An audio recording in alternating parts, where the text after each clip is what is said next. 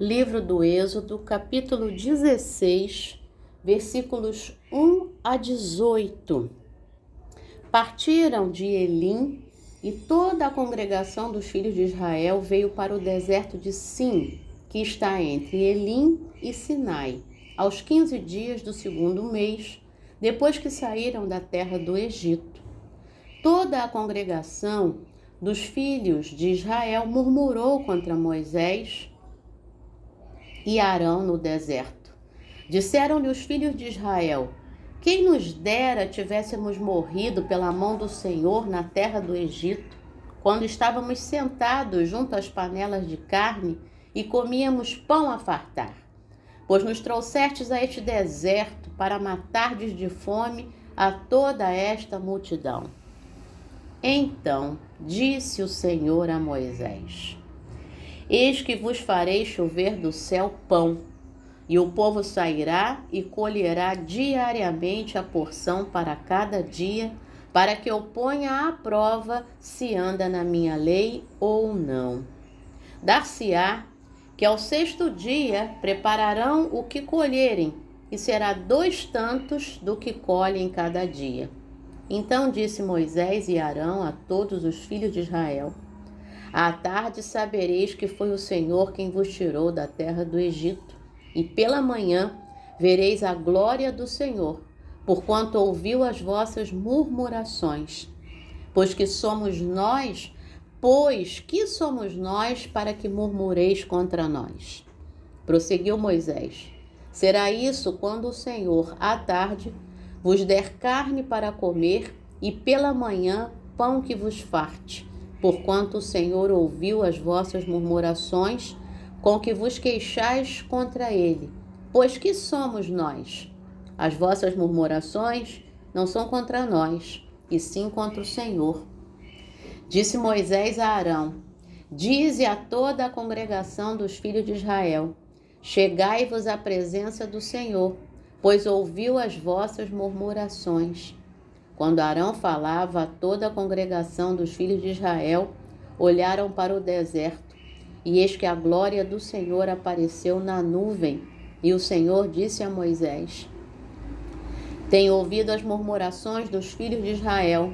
Dize-lhes: ao crepúsculo da tarde comereis carne, e pela manhã vos fartareis de pão, e sabereis que eu sou o Senhor vosso Deus. À tarde subiram codornizes e cobriram o arraial. Pela manhã jazia o orvalho ao redor do arraial. E quando se evaporou o orvalho que caíra na superfície do deserto, restava uma coisa fina e semelhante a escamas, fina como a geada sobre a terra. Vendo-a, os filhos de Israel disseram uns aos outros: que é isto? Pois não sabiam o que era. Disse-lhes Moisés: isto é o pão que o Senhor vos dá para vosso alimento. Eis que o Senhor vos ordenou: colhei disso para 1 segundo o que pode comer. Colhei disso cada um segundo o que pode comer. 1 homer por cabeça. Segundo o número de vossas pessoas, cada um tomará para os que se acharem na sua tenda. Assim o fizeram os filhos de Israel, e colheram uns mais, outros menos. Porém, medindo-o com o homer, não sobejava ao que colhera muito, nem faltava ao que colhera pouco, pois colhia cada um quanto podia comer. Palavra do Senhor. Graças a Deus. Bom dia, minha irmã. Bom dia, meu irmão. Hoje é dia 8 de maio de 2024. É quarta-feira. É o teu aniversário? Deus te abençoe de uma forma muito especial. Hoje é aniversário de 2 lindões lá da Metodista Central de Nilópolis, do Daniel e do Lisandro. Portanto, um beijo para vocês, que Deus os abençoe. Daniel sempre ouve aqui a meditação, então Deus te abençoe, tá? Esses dias foi aniversário da Débora, então Beijão aí para vocês. E você aí que completa mais um ano de vida e cujo nome eu não falei, Deus te abençoe de forma especial nesse dia e abençoe a cada um de nós também por mais um dia de vida que Ele nos dá. Este é o dia que fez o Senhor. Alegremo-nos e regozijemo-nos nele, diz o Salmo 118, verso 24. Que o Senhor nos abençoe com o seu amor. Romanos capítulo 5, versículo 8. O apóstolo Paulo diz assim: mas Deus prova o seu próprio amor para conosco, pelo fato de ter Cristo morrido por nós, sendo nós ainda pecadores. Efésios capítulo 5, versículos 1 e 2. Sede, pois, imitadores de Deus, como filhos amados, e andai em amor, como Cristo também nos amou e se entregou a si mesmo por nós, como oferta e sacrifício a Deus em aroma suave. João capítulo 3, versículo 16, porque Deus amou o mundo de tal maneira, amou você, que deu o seu Filho unigênito para que todo aquele que nele crê, você, não pereça, mas tenha vida eterna. Salmo 116, verso 1, amo o Senhor, porque Ele ouve a minha voz e as minhas súplicas. Jeremias capítulo 31, versículo 3. Há muito que o Senhor me apareceu dizendo, o que o Senhor disse para Jeremias e diz para você hoje e para mim? Com amor eterno eu te amei, com amorável benignidade eu te atraí. Que você sinta esse amor e que você seja atraído a esse amor de Deus na sua vida. Tá bom? A meditação de hoje vem da nossa irmã Sara Laveni. Ela é lá da Índia, de uma região chamada Andhra Pradesh. Tomara que eu tenha falado corretamente, né? E o título da meditação, Um Dia de Cada Vez, que é exatamente esse texto do Êxodo que nós lemos. Esse capítulo vai até o versículo 36, mas aí a Sara aí fez um corte, né, até o versículo 18, e é o texto sobre esse Deus que nos alimenta, que nos sustenta, né? Um dia de cada vez. A epígrafe, Mateus capítulo 6, versículo 11, só um pedacinho, o pão nosso de cada dia nos dá hoje. E a Sara fez exatamente, estou chamando de Sara, né? É Sara Laveni, é um nome só, mas estou chamando de Sara, né? Então, a Sara fez essa relação, né, entre o texto do maná e esse trecho de Mateus 6, 11, né? O pão nosso de cada dia nos dai hoje. E é isso mesmo, né? Meu irmão e minha irmã, é muito importante que você entenda, eu sou professora de Antigo Testamento, né? E de Novo Testamento também, sou professora de Bíblia, né? Amo ambos os testamentos, ambos os momentos, né? E amo a maneira como Deus se mostra no Antigo Testamento e no Novo Testamento. A maneira como Deus se mostra no Antigo Testamento é o pedagogo, tá? É o mestre, é o professor, é aquele que ensina. E ao mesmo tempo é aquele pai que está ensinando ao seu filho pequeno, como lidar com as situações. Então, quando aquele filho reclama, quando aquele filho desobedece, quando aquele filho age de forma errada, esse pai chama a atenção. Esse é o Deus do Antigo Testamento. E não é à toa que o Deus do Novo Testamento, o Filho, Jesus Cristo, é chamado de mestre. Ele é o mestre, ele é o professor, ele é aquele que vai ensinar, é aquele que vai chamar a atenção. Só que a gente está num outro momento. E aqui é um povo que está se estruturando. Então é importante que a partir destes textos a gente perceba o ensinamento. E esse é o grande problema da geração desse tempo.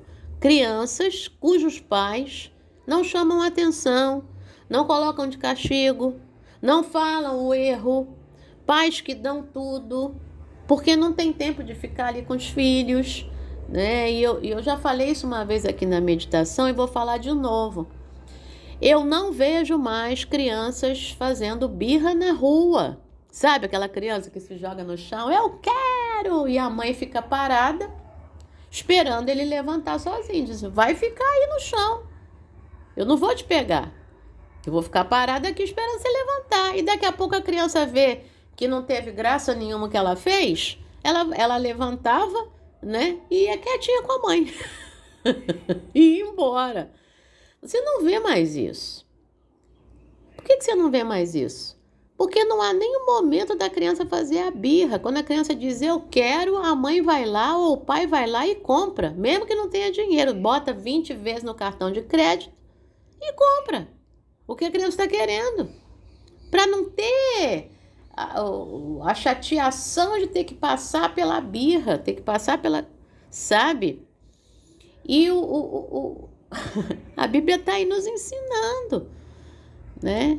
Aí você vai dizer assim, Alessandra, você não tem filho. Pois é, eu não tenho filhos, mas eu tenho, vou fazer 33 anos de magistério.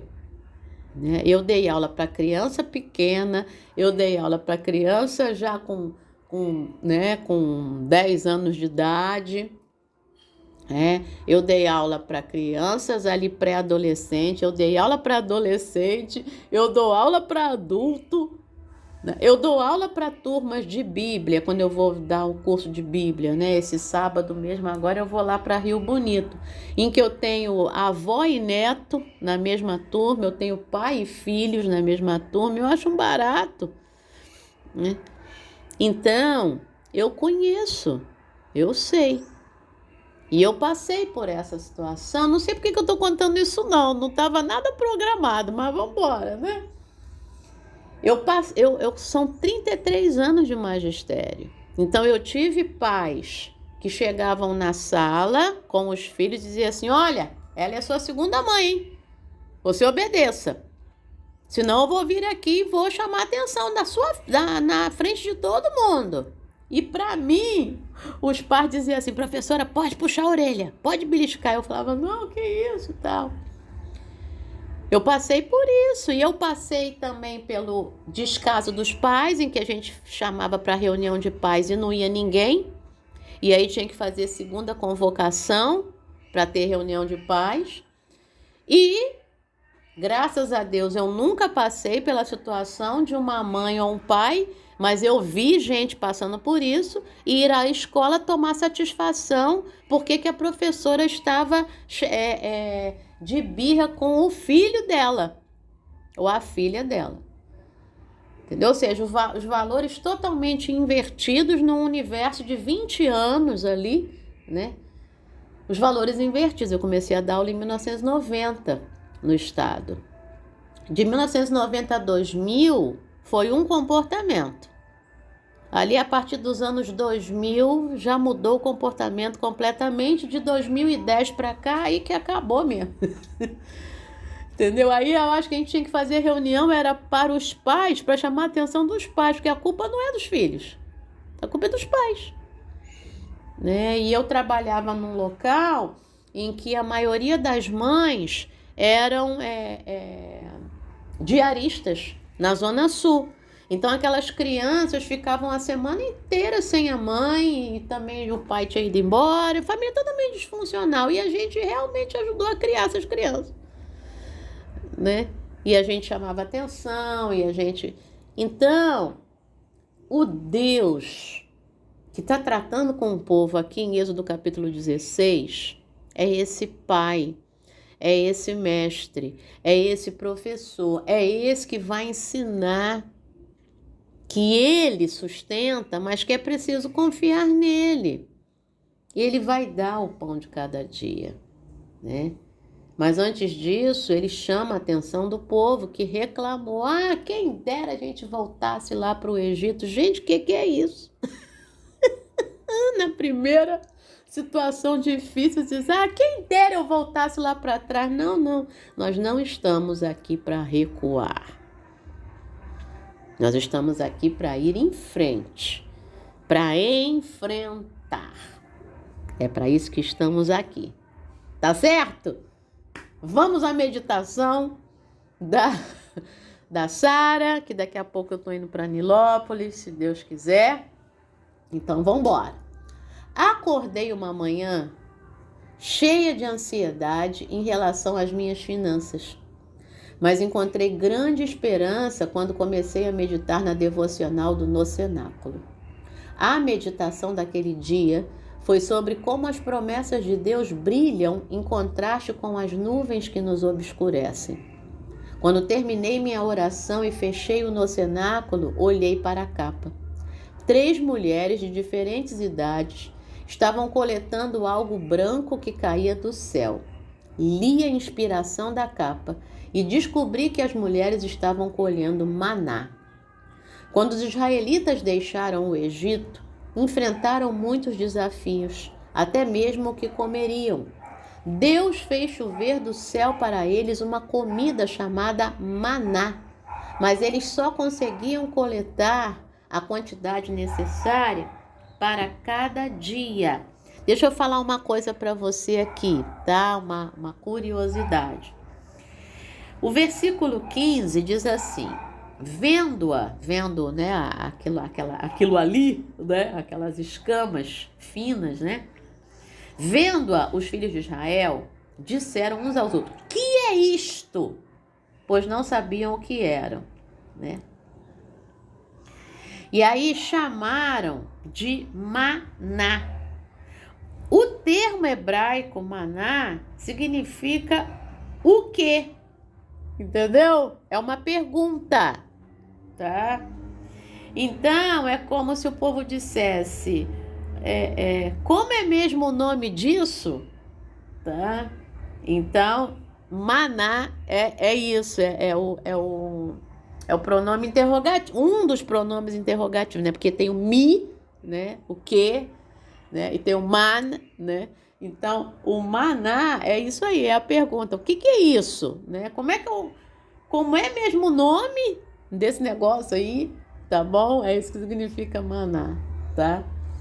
Continuando aqui a Sara. O mesmo Deus que atendeu às necessidades dos israelitas também proverá para nós, um dia de cada vez.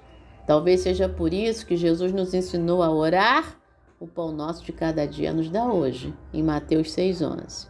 E por isso Paulo escreveu em Filipenses 4,19: o meu Deus, segundo a sua riqueza em glória, há de suprir em Cristo Jesus tudo aquilo de que vocês precisam. Louvado seja Deus. Vamos orar com a Sara, querido Deus. Obrigada por atender fielmente às nossas necessidades, um dia de cada vez. Em nome de Jesus, amém. E o pensamento para hoje: Deus proverá fielmente para mim todos os dias. Para você, tá? Oremos por aqueles que não têm o que comer. Pai, nessa manhã, nós oramos. Por todos aqueles lá na Índia, Senhor, lá na África, na Europa, nas Américas, na Antártida, na Oceania.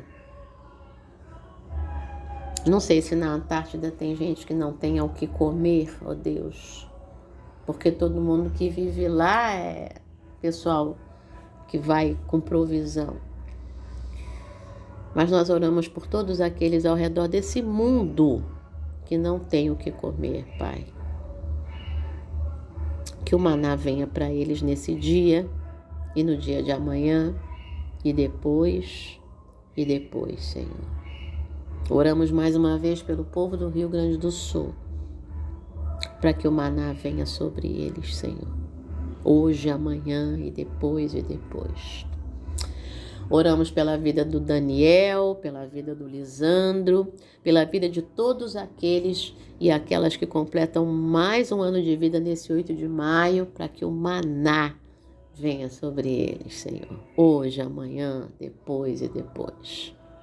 Muito obrigada, Senhor, que o maná venha sobre mim, que o maná venha sobre o meu irmão e a minha irmã que agora está ouvindo esta meditação diária.